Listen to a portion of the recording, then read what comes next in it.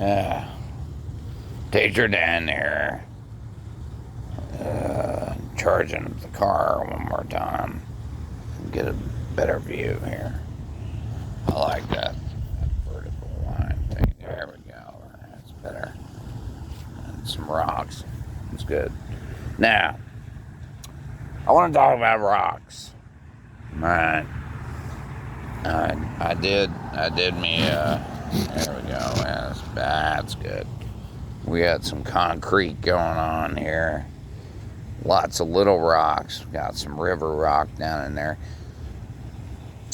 I'm going to shift gears a bit. Talking about rocks. You know, this last year I did a couple of assignments, a couple of little projects with my students, wherein one of them I got burned to the ground on. Yeah, it's the thing. The administration just wants to burn me down. But one of them was actually, I'm gonna backtrack a bit from rocks. 7th grade, there was reading Jack London, To Build a Fire. Now, that is a great story, you know. And so I went in science, I went and found a BBC video film that they made based on that movie, or that book, sorry. And it was really good. And it was a guy, out in the Yukon. He's a, here's the crux of the story is the guy has a dog with him, of course, because Jack London. But he didn't know what he's into.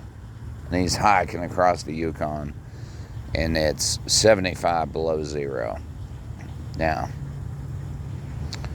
this is kind of the idea that I was trying to get at was Newton's law of cooling, which is, the greater the difference between temperatures, the faster the heat transfer occurs. And this guy is out there hiking out in the Yukon, and it's 75 below zero. And he doesn't know it because you can't tell. When it gets below like 10 below zero, you really can't, as a human body, can't distinguish. And I experienced this myself when I was, in Colorado, we had like 35 below zero temperature one time. It was just rare for us, very rare for it to get below, like 10 below zero. And you really can't feel the difference. I mean, it doesn't register for you. All you know is you get cold faster. That's pretty much it. So I went outside and I was getting firewood and stuff, and it felt pretty much like 10 below zero, but it was like 35 below zero. So this guy is in this negative 75 environment. And he doesn't know it. He didn't feel it. It's because you don't really feel it. So,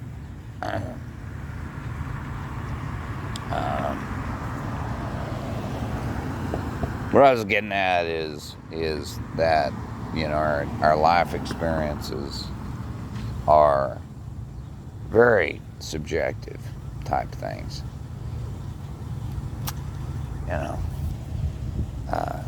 So I'm hanging out here at the hospital, charging up the car again. I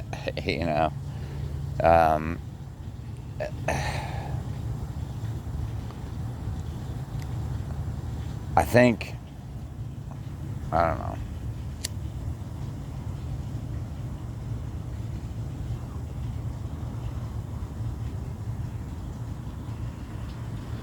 So I had a lesson where I had kids write the story of a rock, right? My administrators didn't get it at all. They didn't understand what I was driving at or comprehend it in any way. Every single one of these rocks that you see down here has a history. Now, the history of the rock goes back to the stellar nebulae that formed our sun and our planetary system, right? All of this material, all these rocks that you see, came out of the bits, of stuff that came from dying stars. And the stars, they, exploded and became supernovae. And some of the material in here is from, like, neutron star collisions. And our protosun orbited the galaxy many times during its formation and collected material from former supernovae and neutron star collisions and built a planet out of it, starting with particles smaller than smoke, which I'm like smoking right now. So that's kind of where all this stuff came from. We have pictures of this from the microwave array.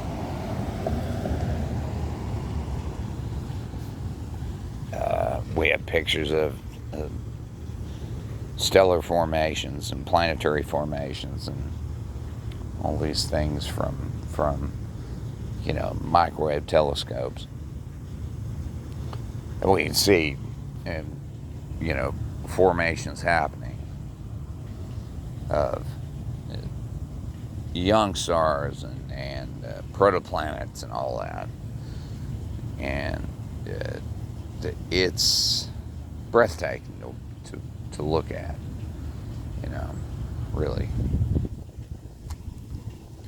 All these rocks, what did Earth do? I mean, it took all that stuff, and the heavy elements mostly fell into the core, like gold and uranium and so on. And, the lighter stuff comes to the surface, right? And we have rocks. So I had kids write a story about a rock. Where'd your rock come from? Like the earth made it. I mean, I don't take rocks for granted. I look at rocks. Rocks to me they're very interesting.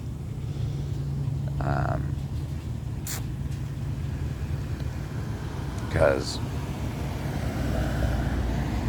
they were birthed out of the planet, which came from the stars, and ultimately, all the plants and trees, and everything, really is made of all that stuff.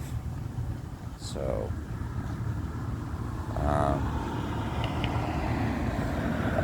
I think it's a very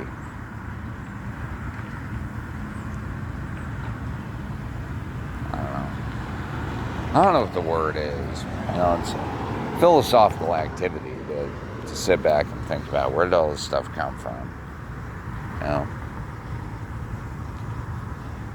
And we take river rock and we pour it in for fill, for landscaping and stuff. And I'm like, yeah, but every single one of these rocks came from, like, it's got an origin. And that origin is ancient. That origin goes back to old stars. You know, the way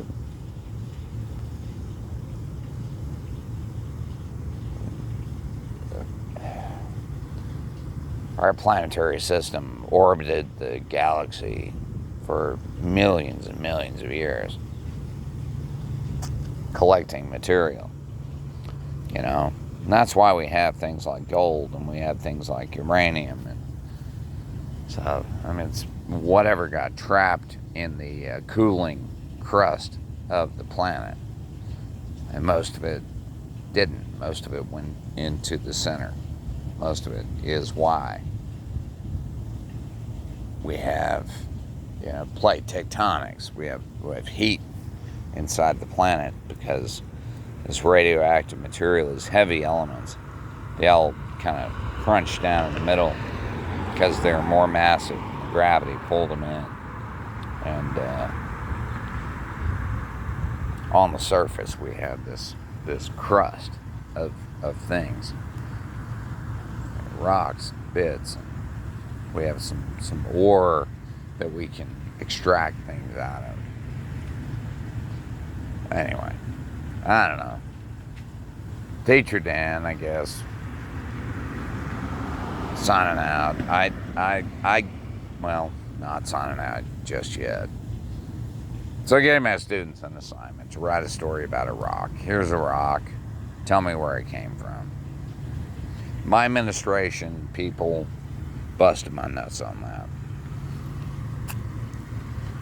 I don't know why. To me, the question of where a rock came from is a profound and deep question, and it's not a lightweight, throwaway type deal. It's really important.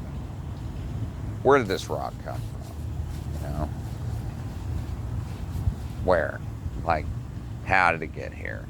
How did the bits, the pieces, the components of it make it to Earth? You know, and how did it get made?